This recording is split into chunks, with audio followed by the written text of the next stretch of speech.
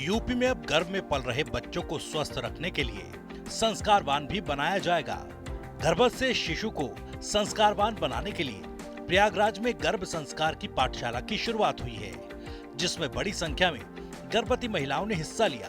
इस शुरुआत की कोशिश है कि गर्भ में पल रहे शिशु में अच्छे संस्कार विकसित किए जाएं।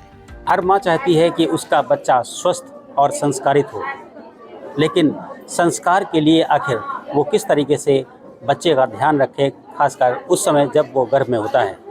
इसी को लेकर प्रयागराज में आज से संस्कार की पाठशाला शुरू हुई है, बल्कि ये कहा जाए कि गर्भ में बच्चे के संस्कार की पाठशाला का आगाज हुआ है, जिसे गायनोकोलॉजिस्ट डॉक्टर कीर्तिका अग्रवाल ने पहल की है। डॉक्टर साहब हमारे साथ हैं। डॉक्टर साहब, ये शुरू करने के पीछे वजह क्या थी, कारण क्या था?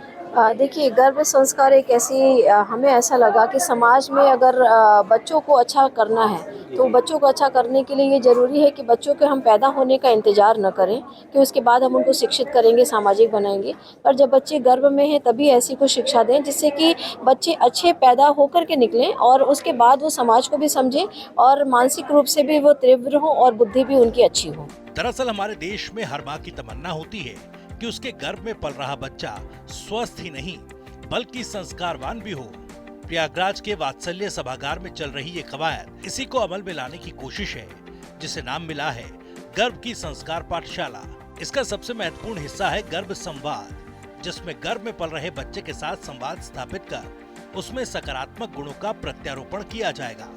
देखिए, ये गर्भ संस्कार की कार्यशाला ही चलती है। जैसा कि आपने भी अभी देखा होगा कि यहाँ पे इस कार्यशाला के अंतर्गत आज जैसे हम लोग ने रखा कि इसमें मेडिटेशन के लिए होता है, योगा के लिए होता है, डाइटिशियन होती हैं, साथ में एक डॉक्टर होती हैं जो कि सारी चीज़ों को बताती हैं। तो ये एक वर्कशॉप टाइप की, कार्यशाला टाइप की होती है, जिसमें कि हम लोग जो गर्भवती महिलाएँ हैं उनका रजिस्ट्रेशन कराएंगे और रजिस्ट्रेशन कराने के साथ महीने में 2 क्लासेस इसकी चलेंगी। वो 1 या 2 घंटे की क्लासेस होती हैं, जिसमें कि इनको सारी प्रक्रिया बताई जाएंगी कि आपको किस तरीके से मानसिक रूप से स्वस्थ रहना है, क्या खाना पीना है, किस तरीके से संगीत सुनना है, कैसे बच्चे के साथ गर्भ में जो बच्चे उनके साथ संवाद करना है, जिससे कि बच्चों के साथ आपकी बॉन्डिंग अच्छी हो और बच्चा अच्छा जो है वो सामाजिक रूप से और मानसिक रूप से स्वस्थ पैदा हो।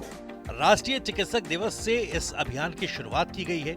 प्राचीन समय से मान्यता रही है कि इंसान में 16 संस्कार होते हैं, जिसमें 4 संस्कार उस समय होते हैं जब शिशु गर्भ में होता है। इन्हीं संस्कारों को वैज्ञानिक तरीके से गर्भस्थ से शिशु में विकसित करने के लिए गर्भ संस्कार की पाठशाला शुरू हुई है।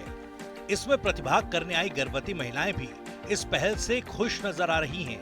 आज की जागरूक प्रेग्नेंट वुमेन को होना चाहिए इस बारे में, क्योंकि देखिए ये सच बात है कि बच्चा दुनिया में आने से पहले भी माँ के गर्भ में जो संस्कार दिए जाते हैं, जो वातावरण उसे दिया जाता है, बच्चा दुनिया में आने के बाद उसके ऊपर उसका असर बिल्कुल दिखता है। तो यहाँ पे जो भी बातें बताई गई हैं बिल्कुल तथ्यात्मक हैं और बिल्कुल ही और बहुत फ़ायदे हैं और बहुत ज़्यादा फ़ायदे हैं, क्योंकि आप एक संतुलित आहार लेंगी, आप योगा करेंगी अच्छे से। और हाँ, जो मैम ने बताया ना, संस्कार में योगा है, मेडिटेशन है, संतुलित आहार है और जैसे मैम ने बताया कि आप अच्छा म्यूजिक सुन सकती हैं। इन सबका सकारात्मक प्रभाव जरूर पड़ेगा आने वाले बच्चे पर। अभियान को शुरू करने वाली डॉक्टर कीर्तिका अग्रवाल का कहना है कि इसे कई चरणों से पूरा होकर किया जाएगा।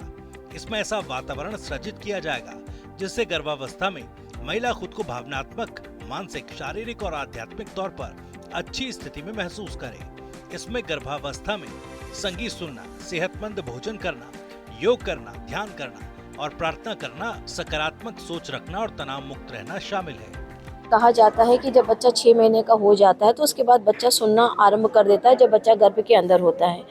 और जब बच्चा गर्भ के अंदर होता है तो उसमें जो भी हम लोग बोलते हैं, लाइक कि अगर माँ ने कुछ भी बात करी, पेट में अगर बच्चा है तो उससे अगर हाथ फेर करके बात करते हैं तो बच्चा निश्चित तौर पे सुनता है। माँ के अलावा अगर पिता अगर बात करता है या घर के कोई भी लोग उसको बात करते हैं तो बच्चे के कान में इस तरीके की आवाज़ जाती है और बच्चा उसको रेसिप्रोकेट करता है। तो वो जो होता है वो रिफ्लेक्ट, एक माँ ही इस बात को जो है वो एहसास कर सकती है कि अगर आपने खुशी की बात करी तो बच्चे के जो मूवमेंट्स होते हैं वो अचानक से बहुत बढ़ जाते हैं, और अगर माँ बहुत डिप्रेसिव होती है, बहुत डिप्रेसिव बात करती है तो बच्चे के मूवमेंट्स भी कम हो जाते हैं। तो ये एक प्रूव्ड होता है, इसी को गर्भ संवाद बोलते हैं। और संवाद जब एक बनना है तो एक माँ और बच्चे के बीच में, जब बच्चा गर्भ में, तभी एक बॉन्डिंग बन जाती है। तो जब बॉन्डिंग बन जाती है, एक अच्छे से संपर्क बन जाता है, तो जब बच्चा पैदा होता है तो उसके बाद का जो प्रॉब्लम नहीं होती कि माँ और बच्चे के बीच की जो बॉन्डिंग बनी हुई है वो परमानेंट रहती है, हमेशा के लिए रहती है। Dinesh Singh, TV9 UP, Prayagraj.